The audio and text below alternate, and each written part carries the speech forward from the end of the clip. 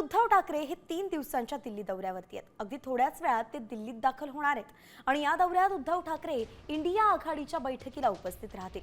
या बैठकीपूर्वी उद्धव ठाकरे आणि राहुल गांधी यांच्यात फोनवरून चर्चा झाल्याची माहिती आहे। तर या संभाषणात आगामी बैठकीची रणनीती आणि संभाव्य विषयांवरती चर्चा झाल्याचं कळतंय।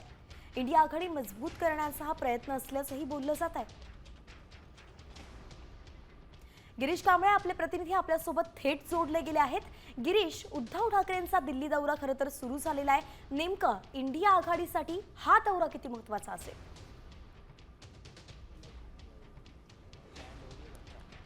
उद्धव ठाकरेंचा आजपासून 3 दिवसीय दिल्ली दौरा आहे। उद्धव ठाकरे काही वेळातच दिल्लीत दाखल होतील। आज ते त्यांच्या खासदारांशी संवाद साधणार आहेत।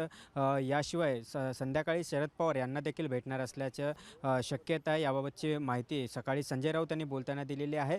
मागील काही दिवसांपूर्वीच उद्धव ठाकरे यांनी वक्तव्य केलं होतं की इंडिया आघाडीची बैठक ही लोकसभेनंतर बैठक झालेली नाही आहे, त्यामुळे इंडिया आघाडी मजबूत राहावी यासाठी बैठका झाल्या पाहिजेत अशा पद्धतीचं वक्तव्य केलं होतं। त्यानंतर राहुल गांधी उद्धव ठाकरे यांच्यात फोनद्वारे संवाद झालेला होता आणि राहुल गांधी यांनी उद्धव ठाकरे यांना दिल्लीत बैठकीसाठी निमंत्रित केलं। त्यानंतर आज हे उद्धव ठाकरे यांचा दिल्ली दौरा आजपासून सुरू होतोय। आज त्यांच्या खासदारांसोबत चर्चा करणार, तर उद्या इंडिया आघाडीची बैठक होईल। यानंतर विरोधी पक्षनेते राहुल गांधी यांच्या निवासस्थानी स्नेहभोजनाचं देखील आयोजन करण्यात आलेलं आहे। या स्नेहभोजनाला देखील उद्धव ठाकरे त्यांच्या सहकुटुंब म्हणजे रश्मी ठाकरे आणि आदित्य ठाकरे हे देखील या स्नेहभोजनाला उपस्थित राहणार आहेत।